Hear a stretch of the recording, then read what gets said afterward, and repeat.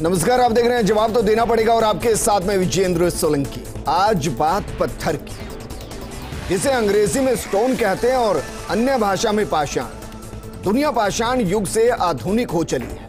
इस बदले दौर में पत्थर की कई भूमिका हमने देखी है।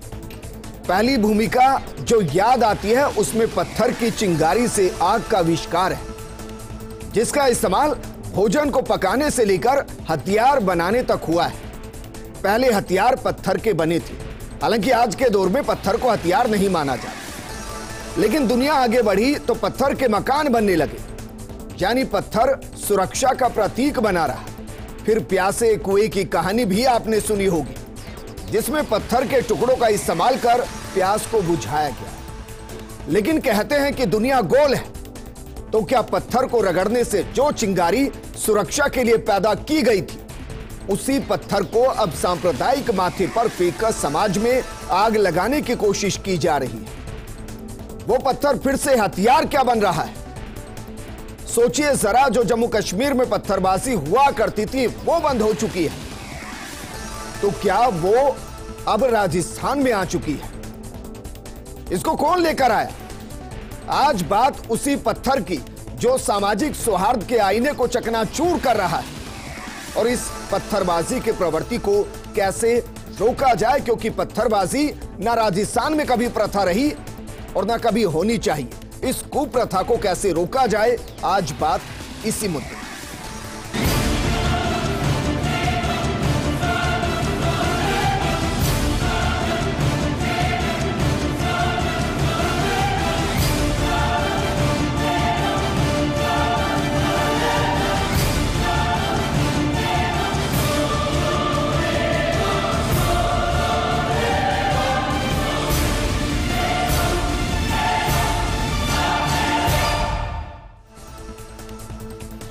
आपको इतिहास के आईने के साथ भविष्य की तस्वीरें दिखाते हैं। सबसे पहले आपको 3 तस्वीरें दिखाते हैं।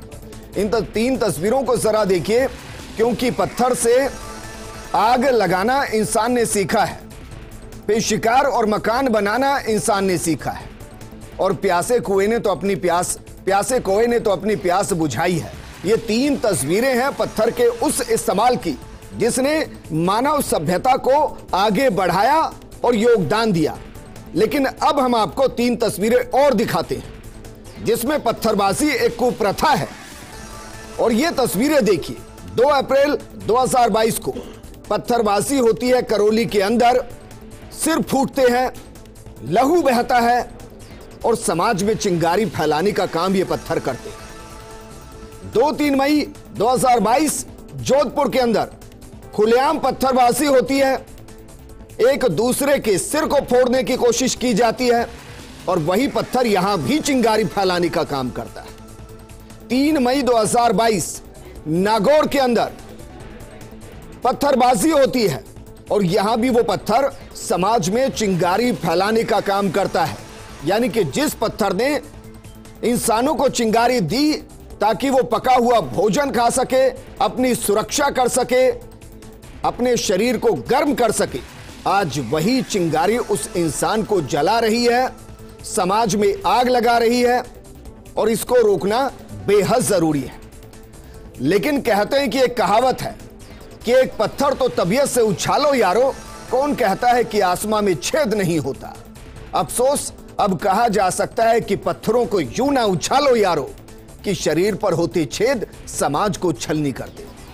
क्या पत्थरों का इस्तेमाल सोची समझी साजिश का हिस्सा है? और पत्थर हथियार नहीं, इसलिए क्या हथियार के तौर पर पत्थर का इस्तेमाल खुलेआम हो रहा है? इस मुद्दे पर बात करने के लिए हमारे साथ मौजूद हैं कांग्रेस प्रवक्ता अरुण शर्मा जी, बीजेपी प्रवक्ता सुरेश गर्ग जी, मनोचिकित्सक अनीता गौतम जी, सीनियर एडिटर सुधांशु माथुर जी। सुधांशु जी, चर्चा में आपके साथ शुरू करना चाहूंगा सर, क्योंकि जम्मू कश्मीर में एक दौर तक पत्थरबाजी हमने देखी, वहां पत्थरबाजी खत्म हो गई है, और यह पत्थरबाजी एक शांत प्रदेश में, सौहार्द वाले प्रदेश में शुरू हुई है सौहार्द को बिगाड़ने के लिए। क्या यह सोची समझी साजिश का हिस्सा, और इसका बड़ा कारण यह कि पत्थर हथियार नहीं, इसलिए खुलकर हथियार के तौर पर इस्तेमाल हो रहा है? निवेश बिल्कुल आप सही कह रहे हैं कि देखिए, पिछले कुछ दिनों में जो राजस्थान के अंदर सामाजिक समरसता बिगड़ी, जिस तरह से सांप्रदायिक माहौल में गर्माहट आई और लोग एक दूसरे के साफ तौर पे हम कह सकते हैं कि खून के प्यासे हुए, चाहे करौली की घटना हो, चाहे राजगढ़ की घटना हो, या कल जो है वो जोधपुर की घटना हो। इन घटनाओं में उपद्रव तो आम जो है एक कॉमन फैक्टर था, मैं ये कह सकता हूँ जी। लेकिन एक जो नई चीज़ देखने को मिली है कि जिस तादाद में लोगों ने पत्थरबाजी की है और जिस कुशलता से पत्थरबाजी हो रही थी, उसने कहीं ना कहीं हमारे कान खड़े किए। क्योंकि हमने क्या, पूरे देश ने कश्मीर में देखा कि किस तरह से पत्थरबाजों ने कश्मीर को ना सिर्फ भारत से अलग करने का एक महत्वपूर्ण जो है वो हथियार बना लिया था। केंद्र से लेके सारी सरकारें उन पत्थरबाजों से इतनी दुखी हुई थी कि मुश्किल में जाके जो हमारी सुरक्षा एजेंसी है उसको कंट्रोल कर पाई।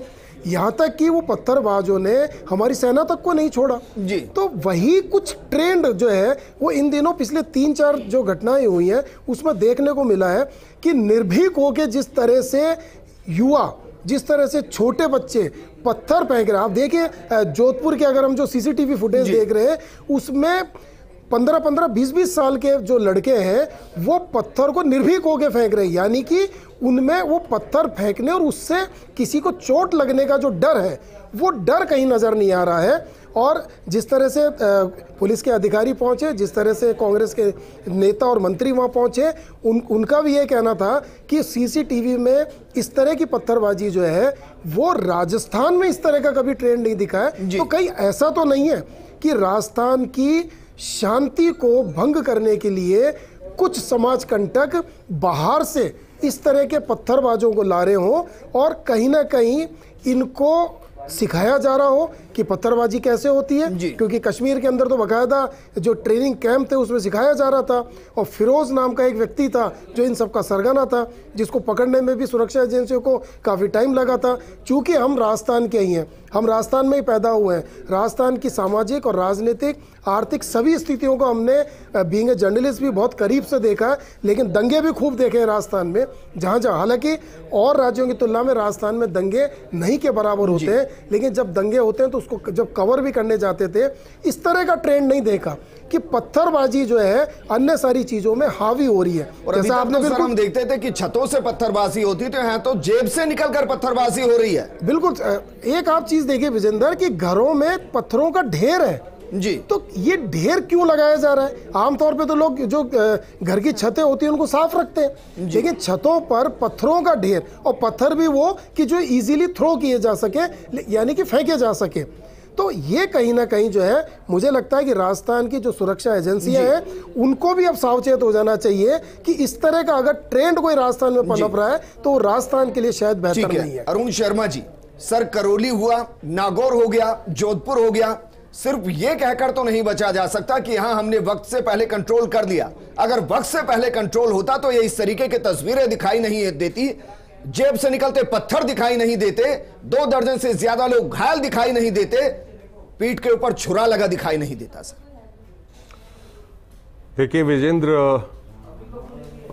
ये जो जोधपुर की घटना हुई है,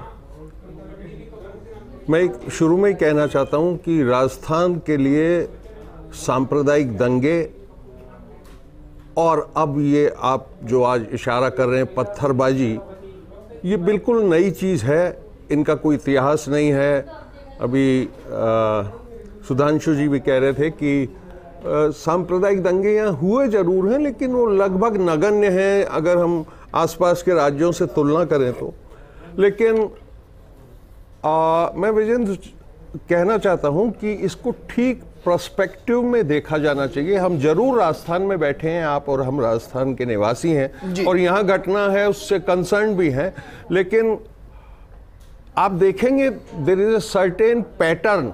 पिछले 1 महीने का ही अगर अपन सेगमेंट उठा लें तो देश के 8 से 10 राज्यों में इसी प्रकार के दंगे, इसी तरीके की शोभा यात्रा, उसमें नारे लगाना, डीजे चलाना, फिर दंगों की ये पृष्ठभूमि रही है और हर जगह ये दंगे हुए हैं। खारगोन में तो 10 अप्रैल को दंगा हुआ था, कल वहाँ कोई अक्षय तृतीया, कोई ईद का समारोह नहीं हुआ। कर्फ्यू अभी वहाँ बदस्तूर है और स्थिति कंट्रोल में नहीं कही जा सकती। तो मैं कहना ये चाह रहा हूँ कि देयर इज ए पैटर्न, और पैटर्न ये है कि पिछले कुछ महीनों से, कुछ सालों से सर हम देख रहे हैं। कहिए ना, सीधा टारगेट कीजिए ना, किसको कर रहे हैं?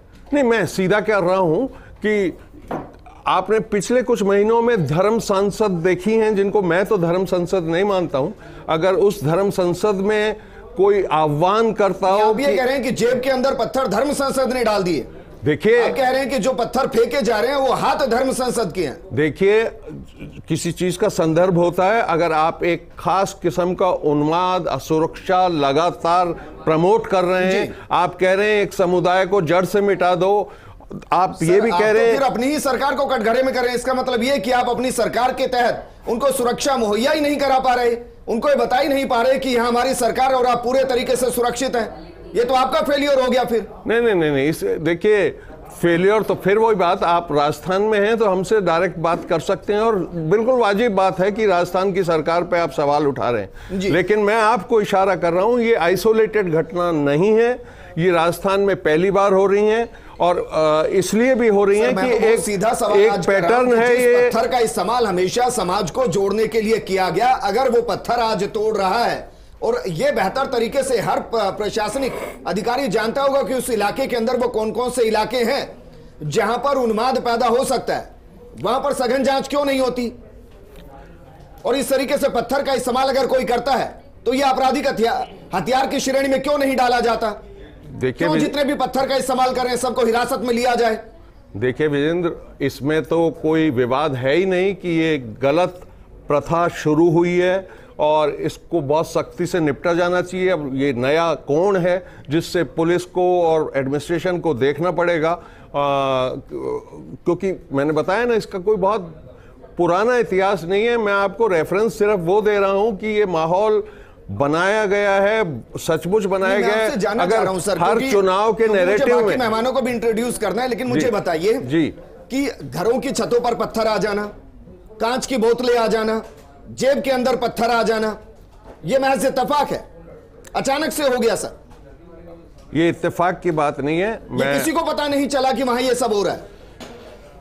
देखिए विजेंद्र, मैं फिर कह रहा हूं कि ये इत्तेफाक नहीं है, पर नया जरूर है ये ट्रेंड, और इस पे कड़ी से कड़ी कार्रवाई की जाएगी। अब ये बिल्कुल स्पष्ट हो गया है। सर, आज मैं विचलित हूं, मुझे अजीब लगता है कि जब इस घटना के बाद भी अगर कोई मुस्कुरा जाए, क्योंकि जिसका लहू बह रहा है ना सर, वो प्रदेश का आदमी है, वो हिंदू मुसलमान नहीं है।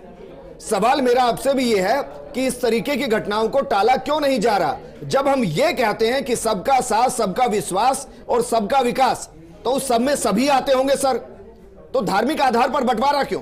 देखिए विजेंद्र जी, आज कांग्रेस की सरकार है राजस्थान के अंदर, मुख्यमंत्री भी हैं और गृह मंत्री भी जी हैं अशोक गहलोत जी। उनके गृह जिले के अंदर, उनके शहर के अंदर अगर दंगा होता है तो ये कांग्रेस की नाकामी है। जो आप मुस्कुराहट की बात कर रहे हैं, तो मैं कांग्रेस के प्रवक्ता पे मुस्कुराहट की चाह रहा था, मैं उस पर बताना चाह रहा था कि कांग्रेस के प्रवक्ता एक्सेप्ट कर रहे हैं कि हाँ साहब, उनको ट्रेनिंग दी गई है, यानी कि आपने उनको ट्रेनिंग दी है पत्थर मारने के लिए। कांग्रेस के प्रवक्ता बोल रहे हैं कि साहब कहां से कैसे? अरे भाई क्यों? जब आप बताओ एक विशेष समुदाय का आदमी वहां पे पत्थर जेबों में पत्थर लेके घूम रहा है और पत्थरबाजी कर रहा है, करौली के अंदर दंगे हो रहे हैं, आपके राजगढ़ के अंदर मंदिर तोड़ा जा रहा है, फिर जोधपुर के अंदर दंगे हो रहे हैं, तो ये सोची समझी साजिश है। सीसीटीवी फुटेज देखिए, सोची समझी साजिश, दोनों तरफ से पथराव हो रहा है। देखिए मेरी बात, देखिए मैं कहता हूं कि ये हिंदू कभी भी आगे चला के किसी के ऊपर पत्थर नहीं करता है, हिंदू कभी भी नहीं करता है, लेकिन इन्होंने जानबूझ के हिंदुओं के ऊपर अत्याचार किया है, जानबूझ के यहाँ पे इन्होंने यहाँ पे अल्पसंख्यक तुष्टीकरण की राजनीति करने के लिए इस तरह के दंगे प्रसाद राजस्थान के अंदर कर रहे हैं। करौली के अंदर जब पुलिस को ये पता था, मुद्दे से भटक रहे हैं सुरेश जी, मुद्दे से भटक रहे हैं।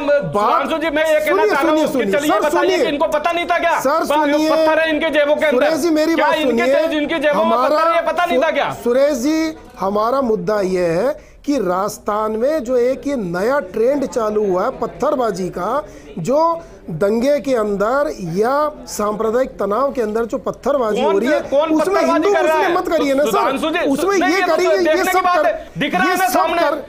करने वालों की कोई जात नहीं होती सर। सुरेश जी, किसी की जात नहीं होती है, जो भी समाज कंटक होता है, आप इस चीज को मानिए। दुनिया भर के सीसीटीवी कैमरे हैं, उसके अंदर दिखाया जा रहा है कि पत्थरबाजी कौन कर रहा है। आप देखिए ना कौन पत्थरबाजी कर रहा है, कौन यहाँ पे राजस्थान कर रहा है, शांति कर रहा है। मैं चाहूंगा भारतीय जनता पार्टी, भारतीय जनता पार्टी जब आपका राज्य सुरेश गर्ग जी, सर पहले तो मैं चाहूंगा कि आप हिंदू मुसलमान इसको ना करें, क्योंकि जो भी अपराधी है सर, आप ही कहते हैं ना कि अपराध का कोई धर्म नहीं और अपराधी का कोई धर्म नहीं। अपराधी है तो गिरफ्तार करिए तो जब कोई अपराध कर रहा है तो उसको धर्म के साथ आप क्यों जोड़ रहे हैं? मतलूम खान करौली के अंदर 1 महीने पहले से अभी तक अंडरग्राउंड है, क्यों नहीं गिरफ्तार कर रहे हैं? जिन्होंने दंगा मुख्य मुलजिम जो करौली का था है मतलूम खान, उसको अभी तक गिरफ्तार क्यों नहीं किया जा रहा है? यानी कि जानबूझ के उसको छिपाया जा रहा है। कितने केस ऐसे बताऊं सर, कितने केस ऐसे बताऊं? सुरेश जी, करौली में बात कर रहे हो आप? सुरेश जी, अगर मान लो सुरेश जी, करौली में भारतीय जनता पार्टी के नेता भी फरार है और एक आदमी गायब है, उसको पकड़ के नहीं ला रहे हो। ये तो कांग्रेस की नाकामी है सर। लेकिन विजेंद्र, एक चीज ये है कि करौली में भारतीय जनता पार्टी के नेता भी अभी तक फरार है, उसका क्या जवाब है सुरेश जी? देखो, मुख्य अपराधी मसलूम खान है। अरे आपके भी फरार है सर, उसका क्या जवाब है? अभी तक भी गायब है, उसको गिरफ्तार क्यों नहीं किया गया है? हमारे कई भाइयों को जो दोषी नहीं है उनको भी गिरफ्तार कर रखा आप लोगों ने। मैम, बहुत मुश्किल होता है दूसरे के ऊपर हमला करना, लेकिन आज के दौर में बहुत आसान दिखाई देता है इन तस्वीरों को देखकर कि दूसरों पर हमला करना, पत्थर फेंक देना। ये कौन सी मनोदशा है? देखिए, जैसा अभी हमने इन घटनाओं के अंदर देखा है कि काफ़ी सारी भीड़ दूसरों के ऊपर पत्थर फेंक रही है, या कि जैसे कि पत्थर घरों की छतों पे इकट्ठे किए गए हैं, कांच की बोतल फेंकी जाती है, पत्थर फेंके जाते हैं। इसको हम मॉब मेंटेलिटी कहते हैं। इसके अंदर क्या होता है कि जब हम इंडिविजुअल होते हैं, अकेले होते हैं, तो हमें दूसरों को नुकसान पहुँचाने में गिल्ट होता है कि नहीं, हम किसी को नुकसान पहुँचाएंगे, किसी के ऊपर अटैक करेंगे तो कहीं ना कहीं एक बुरी बात होती है। पर जब समाज के लीडर्स, कुछ एक लीडर्स जो समाज के, उसी पर्टिकुलर समाज के लोगों को एक ब्रेन वॉश करते हैं, या उनको एक तरीके से उनको उत्तेजित करते हैं कि नहीं, सामने वाला समाज गलत है या हमारे साथ गलत हो रहा है। इसके अंदर बहुत बड़ा एक फैक्टर करता है हमारा सोशल मीडिया, जो फ्री में और बहुत जल्दी एक नेगेटिव मैसेज जो समाज में पूरा फैला देता है कि इसके साथ ऐसा हो रहा है और हम सब अब खतरे में हैं, हमें अपने आप को बचाना है। मैं तो उस सोच की बात कर रहा हूं, क्योंकि आपने जिस तरफ इशारा किया मैम, जब अकेला आदमी हिट करेगा ना तो उसका चेहरा होता है, लेकिन जब भीड़ हो जाता है, भीड़ का हिस्सा होता है, तो चेहरा नहीं होता है। जब ये एक साथ भीड़, जब वो सारी एक नेगेटिविटी आ जाती है, तो लोगों के अंदर जो एग्रेशन कहीं ना कहीं दबा हुआ होता है, वो एकदम बाहर आ जाता है। और वो लोग ये सोच रहे हैं कि हम अपने लिए नहीं कर रहे, हम अपने समाज के लिए कर रहे हैं, हम एक बड़ा हिस्सा कर रहे हैं, एक बड़ा अच्छा काम कर रहे हैं। कहीं ना कहीं उसकी वो सोच खत्म हो जाती है। अभी कह रहे हैं कि पत्थरबाजी उनके जहन में एक अच्छा काम हो गया है। उस समय जब वो ये जो इस चीज को अटैक कर रहे हैं, उस समय उनको ऐसा लगता है कि नहीं, हम ये नुकसान पहुंचा के अच्छा कर रहे हैं। वो जो गिल्ट होता है उनके अंदर, कहीं ना कहीं वो खत्म हो जाता है, इसलिए वो दूसरे के ऊपर अटैक करते हैं। अच्छा, दूसरा एंगल में इस नजरिए से भी मैं आपसे समझना चाहूंगा कि जब असुरक्षा होती है तो खुद को बचाने के लिए इन चीजों का इस्तेमाल होता है, क्या वो भी सोच हो सकती है? बिल्कुल। अगर मेरे को लगेगा कि कोई मेरे ऊपर अगर सपोज किसी ने मेरे ऊपर लाठी का वार किया, मैं क्या करूंगी? बचाऊंगी, अपने हाथों को ये करूंगी। या फिर मुझे ऐसा लगेगा कि किसी सामने वाला मेरे ऊपर पत्थर फेंक रहा है, तो मैं अपने आप को बचाने के ऊपर उसको अटैक करेंगे। इट्स अ ह्यूमन नेचर कि हम जब अपने आप को सोचते कि हम खतरे में हैं, हम दूसरे वाले पे अटैक करते हैं। और कहीं ना कहीं इस बात का जो हमारा ह्यूमन टेंडेंसी है, उस बात का फायदा ये लोग लीडर्स होते हैं जो इस चीज को, इस दंगे को भड़काते हैं। वो लोग इस चीज को और ज्यादा आग में घी डालते हैं कि नहीं, तुम्हारे साथ ऐसा हो रहा है, ऐसा हो रहा है, तुम लोगों को अटैक करना पड़ेगा, तभी तुम अपने आप को बचा पाओगे। और दूसरी बड़ी बात, भीड़ के अंदर अभी तक जितने भी केसेस हुए हैं, एक तरीके से गिरफ्तारी नहीं होती है, क्योंकि उनका चेहरा नहीं होता है, कोई उसके ऊपर पिन पॉइंट नहीं कर सकता कि इसने शुरुआत करी है या इसने गलत काम किया है। तो उनको ऐसा लगता है कि हम भीड़ के अंदर जब अटैक करेंगे, दूसरों के ऊपर पत्थर फेंकेंगे, हमारे ऊपर कोई कार्रवाई नहीं होगी। तो मैम, समस्या यहां तक आप पहुंची है कि इधर के अगर 25 गिरफ्तार कर लिए तो चलिए 25 इधर के भी कर लेते हैं, पर उसके बैलेंस बना रहेगा। ये देखा ही नहीं जाता कौन अपराधी है कौन नहीं है। और सबसे बड़ी बात है, जब इतना सारा होता है किसी के लगती है तो जो एक ह्यूमन नेचर होता है ना कि हेल्प करने का, वो हेल्प करने का ह्यूमन टेंडेंसी भी खत्म हो जाती है। एडवांटेज ये मिलता है कि उसका कोई सबूत नहीं होता है। सबूत नहीं होता है। आपने किसी को पत्थर से मारा तो उसका सबूत नहीं है, क्योंकि ना फिंगरप्रिंट आएंगे, ना आप ये जज कर पाओगे कि ये किसका पत्थर है, ये तेरा पत्थर है या मेरा पत्थर है। विटनेसेस बहुत सारे हैं, पर वो सारे विटनेसेस कहीं ना कहीं खत्म हो जाते हैं। लेकिन सुधांशु सर, ये तो तय करना पड़ेगा सर कि पत्थरों का इस्तेमाल राजस्थान से पूरे तरीके से प्रतिबंधित किया जाए। क्या कुछ ऐसा नियम हो सकता है कि जो भी अंडर कंस्ट्रक्टेड नहीं है, यानी कि जो मकान पूरे बन चुके हैं, उनकी छतों पर पत्थर रखना प्रतिबंधित कर दिया जाए, खासकर एक विशेष आकार के? क्योंकि अगर 20 किलो का पत्थर होगा, जाहिर है उसको तो फेंका नहीं जा सकता, फेंका उसी पत्थर को जा सकता है जो आसानी से हैंडल हो और जिसको थ्रो किया जा सके। क्यों ना इनको प्रतिबंध किया जाए? नहीं देखिए विजेंद्र, ये बहुत बड़ी चीज हो जाएगी कि आप हर एक घर के अंदर जाके आप उन पत्थरों को चेक करो, क्योंकि हम किसी के भी घर के अंदर ऐसे चेक नहीं कर सकते। पूरे प्रदेश में ऐसा नहीं है। हाँ, कुछ विशेष इलाकों को छोड़ दिया जाए तो राजस्थान आज भी शांत है। पर आप ये बताइए कि कोई भी किसी के घर में अगर आकर पुलिस कहेगी हम चेक करना चाहते हैं कि, तो वो हमारे घरों के जो लोगों की मेंटेलिटी है, लोगों की, उसके अंदर भी एक अराजकता फैला सकती है कि क्यों ये हमारे घरों को चेक कर रहे हैं, क्यों हमको ये एक तरीके से आम इंसान नहीं मान रहे। तो वो भी एक बहुत बड़ी चीज हो जाती है कि लोगों के अंदर से तो ज्यादा बेहतर है। कहीं ना कहीं हमें ऐसा लगता है कि ना, देखिए विजेंद्र, अभी दिल्ली में कुछ समय पहले दंगे हुए थे, तो वहां पर घरों पर एक एक जो है ट्रैक्टर ट्रॉली जितने जो है वो पत्थर पड़े थे, और सबसे ज्यादा इस्तेमाल उस दंगे के अंदर पत्थरों का हुआ और सबसे ज्यादा नुकसान आम आदमी का हुआ, पुलिस कर्मियों का नुकसान हुआ। तो ये एक पत्थर एक ऐसा हथियार है कि जिसको आप इजीली कैरी करके अपने घर ला सकते हैं। बड़ा पत्थर अलग चीज है, लेकिन छोटे छोटे पत्थर को अगर मैं 10 पत्थर रोज भी अपनी जेब में रखकर अपने घर ले जाऊं और छत पर रोज जमा करूं, तो एक दिन वो भी एक बड़ा भंडार हो जाएगा। तो मैं जैसे कल से बार बार कह रहा हूं कि इकबाल को बुलंद करना पड़ेगा। जब तक सरकार का इकबाल बुलंद नहीं होगा, जब तक समाज कंटकों में या उपद्रवियों में ये भय नहीं होगा कि अगर हमने गलत किया तो हमारे खिलाफ कड़ी कार्रवाई होगी, हमको ये भी छोड़ना पड़ेगा, हमको ये भी छोड़ना पड़ेगा कि ये तेरा आदमी है, ये मेरा आदमी है। जो इसके अंदर नजर आ रहा है, जो सीसीटीवी फुटेज में नजर आ रहा है, या जिसके खिलाफ पुख्ता सबूत मिल रहा है, उठाइए, डालिए अंदर, करिए उनके खिलाफ कार्रवाई। जब तक कार्रवाई नहीं होगी, वोट बैंक की राजनीति कैसे जो अपना इकबाल है उसको बुलंद कर पाएंगे? तो वैसे तो देखिए बहुत सारी धाराएं हैं, 151 से लेके कई सारी धाराएं हैं कि जिसमें शांति भंग करने से लेकर और अलग अलग तरह के आप हथियार जमा नहीं कर सकते, घर में 6 इंच से ज्यादा का चाकू नहीं रख सकते, 6 इंच से ज्यादा का पत्थर।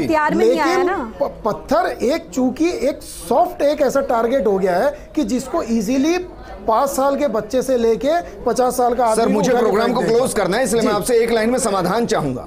मैं नहीं चाहता कि राजस्थान में फिर से किसी के चेहरे पर पत्थर पड़े। सुधांशु जी एक लाइन में ये कि जैसे मैंने कहा कि सरकार को सख्त होना पड़ेगा और तेरा और मेरे को खत्म करके जो अपराधी है उठाइए और जेल में डालिए। अरुण शर्मा जी, भूल जाइए किसके सिर पर टोपी है और किसके मुंह पर मूंछ है।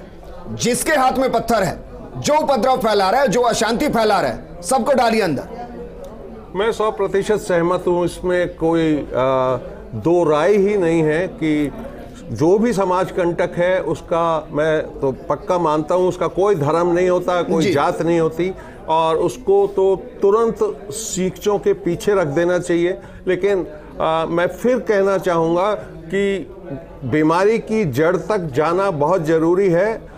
दुनिया के जितने भी महान देश हैं उन्होंने अपने अपने इतिहासों में गलती की है विजेंद्र, वो चाहे जर्मनी हो, जापान हो, अमेरिका हो, लेकिन वही देश सफल हुए हैं जो अपनी गलतियों से कुछ सीखें और फिर भूल जाएं। तो करौली और जोधपुर के बीच में क्या सीखा सर?